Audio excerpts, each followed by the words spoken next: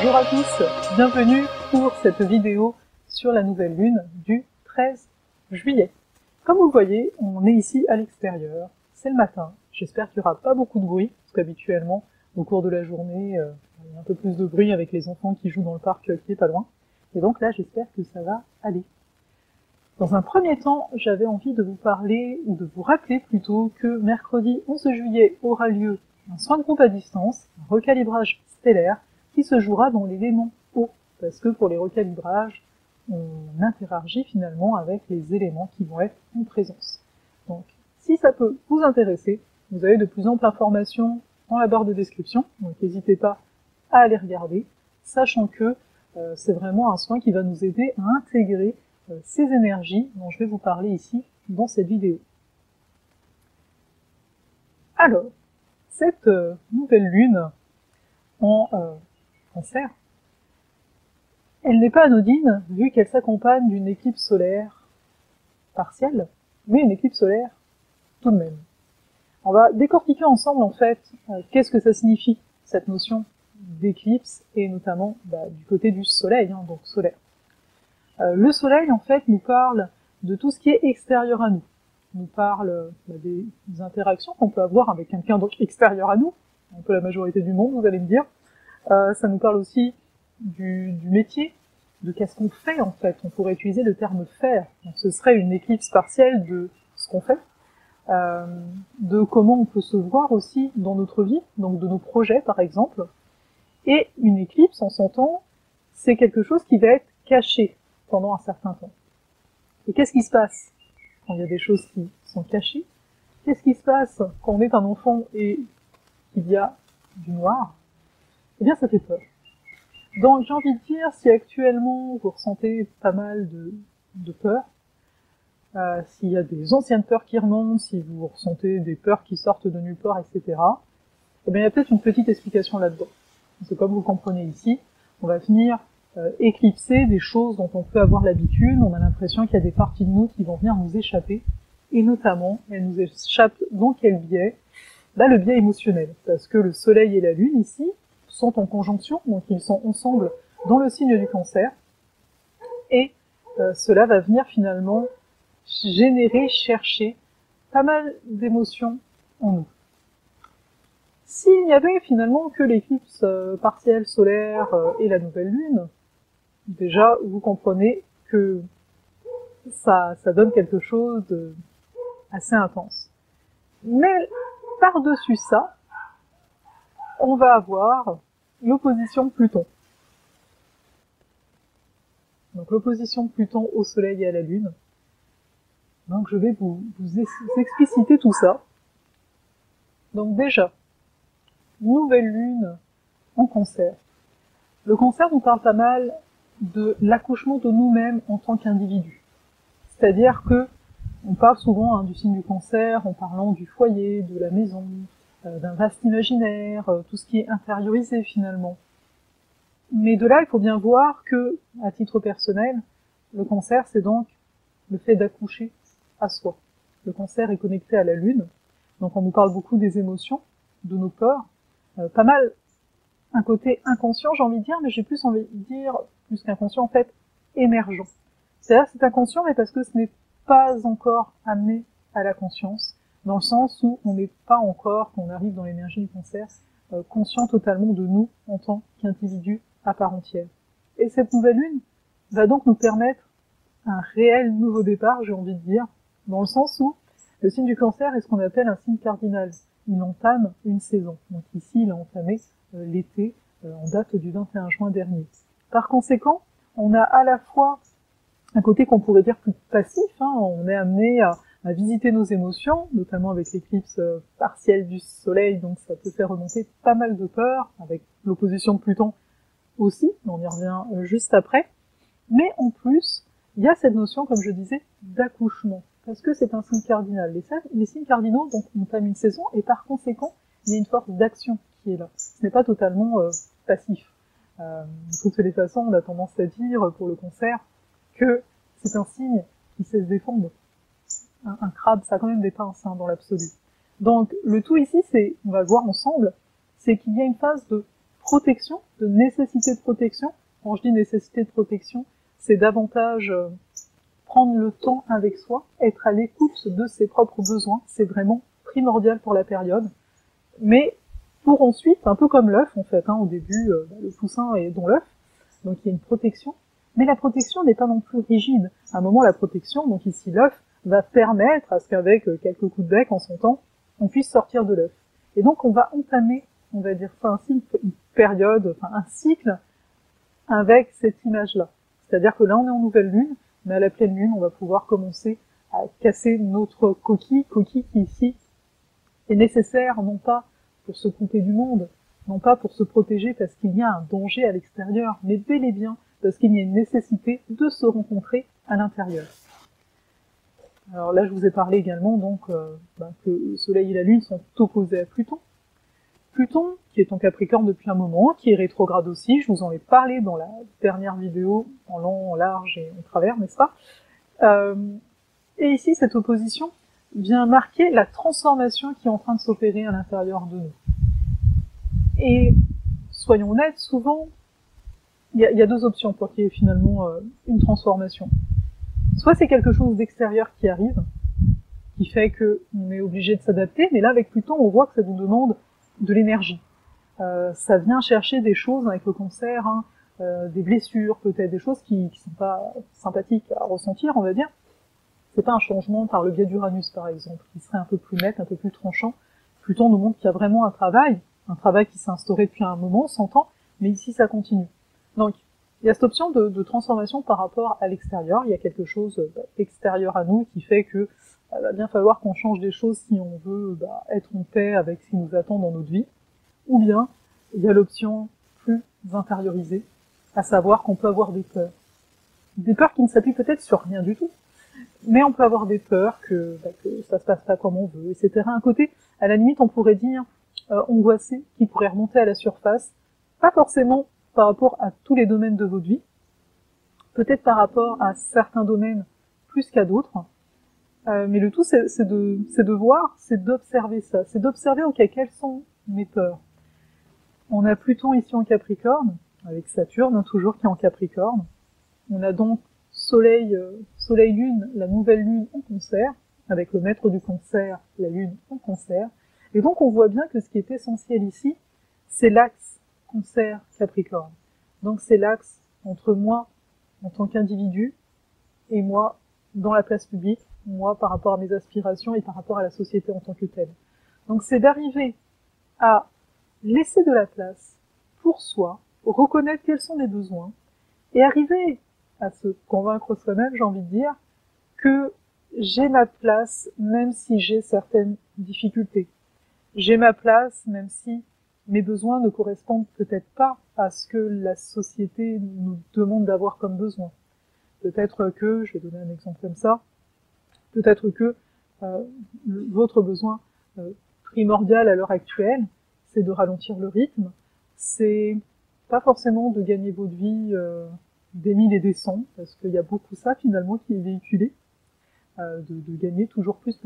Peut-être que vous, votre besoin, il est pas là, votre besoin, il est davantage d'avoir du temps de qualité avec vous, avec vos proches, au détriment, oui, peut-être de l'aspect financier, mais vous trouvez votre équilibre. Donc c'est de voir que cette chose, cette idée, on va dire, qui émerge en vous, peut avoir sa place. Mais il y aura des peurs, oui, il y aura des peurs, parce que c'est pas quelque chose qui est forcément compris. C'est pas quelque chose qui est forcément considéré. Donc, il y aura vraiment le tout à trouver cet équilibre entre les deux, et trouver cet équilibre, on s'entend, au début, en soi-même. Parce que là, comme je vous le disais, avec l'éclipse partielle et Pluton, les peurs, là, qui viennent de nulle part, ou qui, si, après on peut trouver aussi des raisons, mais dans l'absolu, les peurs ne s'appuient sur rien, ou sur le passé. Nouvelle lune en Cancer, il y a la nécessité de nettoyer le passé. Il y a la nécessité de laisser mourir, Pluton, de laisser mourir ce qui n'est plus nous, notre ancien nous, de lâcher totalement prise là-dessus. Je dis pas que ça va être facile, je dis pas non plus que ça va être forcément... Enfin, ouais, ça va pas être facile. C'est simple, dans l'absolu, je veux dire, là vous l'entendez, ça peut se dire, bah ouais, c'est logique, limite, c'est simple, mais ce n'est pas forcément facile, parce qu'on est pris dans nos émotions, etc. Le tout, j'ai envie de dire, c'est vraiment de garder en vue qu'on est encore en plein nettoyage, mais un nettoyage qui va permettre la naissance à soi, l'accouchement de soi, en tant, encore une fois, qu'individu. Ça, c'est important. L'individu crée la société, de voir à quel point on a un pouvoir, chacun, en commençant à écouter nos véritables besoins et en n'étant plus influencé par les sphères extérieures.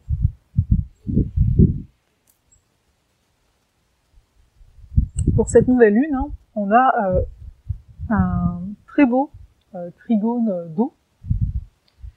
Donc on a le soleil et la lune qui sont en trigone à Neptune. Donc ici, ça nous donne de belles inspirations, ça nous donne... ça peut en fait... C'est assez particulier par rapport à ce que je viens de vous dire, je mets en lien. Mais il y a à la fois l'exagération d'un certain bien-être, d'un certain idéal, parce que là on a un trigone, même s'il est large, Soleil-Lune, Jupiter, Neptune et Neptune, Soleil-Lune, un trigone c'est un grand triangle en fait, donc en eau. Donc ça peut faire émerger, on peut développer des dons, des talents qui étaient restés latents par exemple. C'est ça l'accouchement aussi à soi, c'est de commencer à voir qu'il y a peut-être des parties de nous qu'on n'avait pas utilisées jusqu'à présent, parce que la vie est telle qu'on ne peut pas forcément tout utiliser ou avoir conscience de tout de suite, c'est correct avec ça. Mais là, ce trigone, donc harmonieux, donc, nous amène à déployer, à écouter plutôt notre intuition, ce qu'on a envie de faire, peut-être être davantage créatif, vraiment se laisser aller à l'instant. Ne pas être en mode je veux contrôler. Finalement, tout ce qui est de l'ordre de la rigidité en vous, si vous avez une forte exigence, ce genre de choses, voyez comment vous pouvez rééquilibrer tout ça. Et par contre, l'autre aspect quand même, comme je disais, il peut y avoir une exagération aussi au niveau émotionnel, même si Jupiter est en trigone, parfois ça peut créer une forme d'excès, surtout avec Neptune, c'est de voir quelle est la réalité et quelle est l'illusion. Surtout avec les peurs ici. Sur quoi je m'appuie. Après, c'est correct d'avoir des peurs, d'avoir peur par exemple, d'avoir telle maladie, etc. C'est correct, mais de bien voir que tant qu'il n'y a pas eu d'examen, etc., peut-être que ça s'appuie juste sur une peur et rien de plus. Donc de juste faire la part des choses entre, ok, il y a ça, c'est vrai, c'est du dur, c'est du concret. Donc, peut-être que oui, j'ai peur, mais il y a une forme de légitimité à cette peur-là, on va dire ça ainsi. Et la peur qui est présente comme ça, quoi, qui vient juste de nous, qui extrapolons.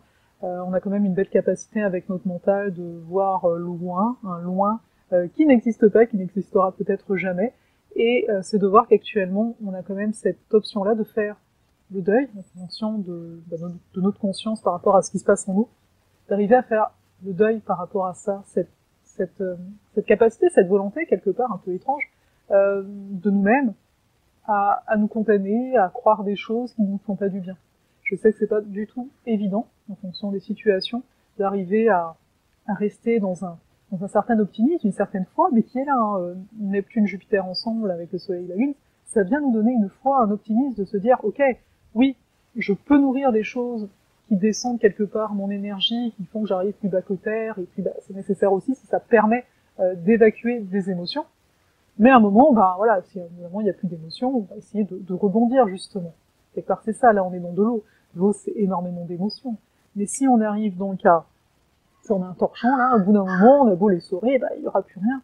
Et là c'est de voir que, ok, je vais peut-être pouvoir faire autre chose qu'essorer ce tissu-là avec. Je vais peut-être pouvoir construire quelque chose.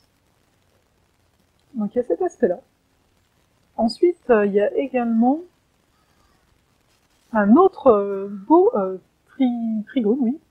Donc en fait, les deux trigones, il y a un trigone de terre dont je vais vous parler dans un instant, et il y avait donc le trigone d'eau dont je viens de vous parler. Et donc ensemble, ils forment ce qu'on appelle une étoile à 6 branches. Donc c'est très harmonieux. C'est ça qui est beau. C'est comme si, je vais vous donner une image, on est dans une période où on peut se sentir un peu bloqué. On a essayé d'avancer jusqu'à un certain point d'une certaine façon, ici ça ne marche plus. Et c'est de voir que, c'est comme un accouchement, quoi, c'est genre, ok, je suis arrivée un peu à terme, là, de ma grossesse, et il y a une facilité pour accoucher. Il y a plusieurs options aussi pour accoucher, j'ai envie de dire. Donc il y a l'eau, comme je viens de vous le mentionner, et puis il y a la terre. Ici, dans ce trigone de terre, on a Uranus Taureau, on a Saturne Capricorne, et on a Mercure, et on a Vénus Vierge. Alors, déjà la Vénus en Vierge. Donc Vénus, c'est ce dont on a envie, etc. En Vierge, on peut voir une envie d'amélioration de notre quotidien. Ça peut passer par le sport, par le fait de recevoir des massages, par le fait de changer son alimentation ou de l'adapter, par le fait, pourquoi pas, donc de faire du sport. Tout ce qui peut nous faire aller mieux au niveau de notre corps, mais également au niveau de l'esprit. Donc quelque chose, n'importe quelle nouvelle action au quotidien qui va venir nourrir les différents aspects de nous, notre esprit, mais également notre corps. On a Uranus Taureau, je vous en ai déjà parlé la dernière fois, donc il y a une envie de changement aussi dans les habitudes de vie, etc., qui va venir s'opérer, puis qui est en lien ici à Vénus. On veut quelque chose de nouveau, on sent qu'il y a un nouveau souffle qui est nécessaire, souffle ici qui rappelle ce que je vous disais juste avant avec ce fameux accouchement. Accoucher, on aura besoin d'un nouveau souffle ici. Parce que la Terre, finalement, c'est la matérialisation. On pourrait voir le trigone d'eau juste avant comme tout ce qui est en gestation, pensez en dedans, et ce trigone de Terre qui est quelque part les mains tendues pour qu'on sort du ventre de nous-mêmes, de notre, comme si on était notre propre mère, on s'entend. On pourrait voir ça ainsi. Donc, parce que la Terre, quand même, ça soutient, et on a besoin de ça, on a besoin d'appui. Donc là, on va aller chercher où cet appui pour avancer là-dedans. Donc à savoir, renouveler nos habitudes le plus possible. Peut-être vous avez déjà des idées, peut-être que c'est déjà en cours, etc. De voir qu'il y a vraiment besoin de changer ça, changer dans la matière des choses. Et là, en fait, les deux, là, Uranus-Vénus, sont donc soutenus, en trigone aussi, avec Saturne. Donc on voit que ce qui est changé présentement peut l'être dans la durée. Et je trouve ça assez important de le souligner, et assez essentiel pour nous encourager à faire les changements qui peut-être étaient là en mode « Ah oui, peut-être que c'est ça qu'il faut changer, mais je suis pas sûre ». Alors là, je te dis pas d'être sûr, mais en tout cas, il y a une belle indication de direction. Donc ça, c'est vraiment fait pour durer. Saturne-Vénus aussi, si on parle du relationnel, s'il y a une rencontre ou quoi que ce soit, ou s'il y a déjà des liens en cours, des relations en cours, ça peut être une bonne période pour poser les choses, pour dire voilà moi ma vision, on a Uranus, voilà moi ma vision, ce que j'aimerais vivre, et puis alors est-ce que toi en fait on peut partager ça ensemble. Donc c'est vraiment un bon temps pour tout poser, pour repartir du bon pied, j'ai envie de le dire ainsi. On a toujours bien entendu Mars, comme il est rétrograde, toujours conjoint au nœud sud, donc ça change pas, c'est ce que je vous disais la dernière fois, à savoir les modifications, trouver de nouvelles façons de faire, en fait, par rapport à notre habitude de fonctionner, j'ai envie de dire.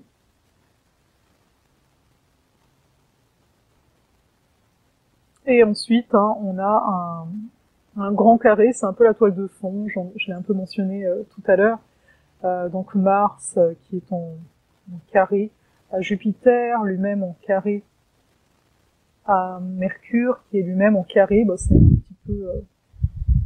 c'est un petit peu large là quand même. On a presque un carré parfait, presque, entre Uranus, Mercure, Jupiter et Mars. Le carré était plus fort il y a une semaine, j'ai envie de dire, plus juste en fait en termes de degrés. Mais vraiment en toile de fond, on voit qu'on est en train de... Tout ce que je vous ai mentionné jusqu'à maintenant est en train finalement de travailler sur notre esprit, sur notre mental. Donc c'est naturel, encore une fois, pour la période d'avoir des sortes de crises, de se demander peut-être pourquoi moi, ou pourquoi ça arrive là maintenant, pourquoi ça peut pas être plus fluide.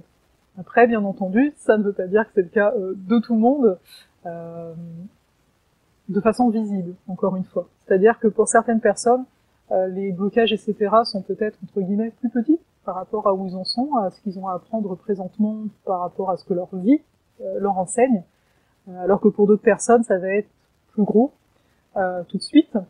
Donc, ce que je veux dire par là, c'est on cherche pas finalement à se comparer par rapport à l'autre, ou à se dire, voilà, pourquoi moi je vis ça, l'autre à côté, il vit rien du tout.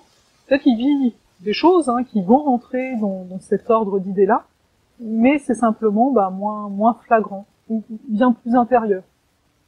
Donc c'est vraiment de voir ça en général, au niveau de tout ce qui est les lunes là, qu'on disait des choses là-dessus, etc. C'est de bien voir que finalement c'est comme des vagues en fait, sans cesse. Et il y a certaines personnes qui réagissent à des vagues plus qu'à d'autres. C'est ainsi. Donc voilà pour cette nouvelle lune du 13 juillet. Je voulais vous dire, oui, c'est ça. Je voulais vous dire de ne pas hésiter à me suivre sur Instagram, parce que ça date de le 6 juillet.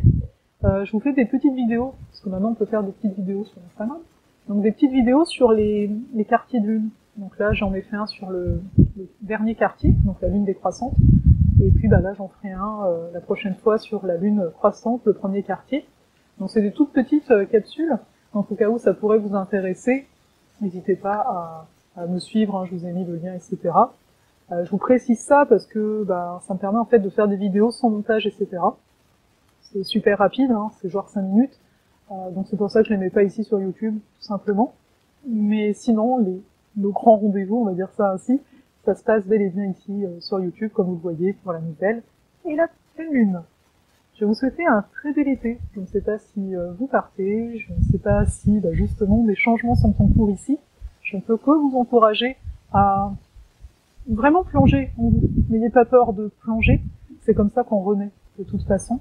Si on reste tout le temps à la surface, si on dit des choses, c'est genre des gentilles choses, hein, un bon glaçage on va dire, oui c'est joli, mais on n'avance pas vraiment. Donc dites-vous que là, quand vous regardez votre vie, surtout depuis le début 2018, si vous voyez toutes les fois où ça a été difficile, où il y a eu beaucoup d'émotions, ou peut-être vous vous êtes complètement remis en question, c'est possible, hein, au niveau de la direction, de la voie, du chemin, c'est naturel. On est en train complètement de renaître, donc c'est quelque part naturel de ne pas avoir une vision aussi claire qu'avant de ce qui va se passer dans 1, 2, 3 mois, 6 mois.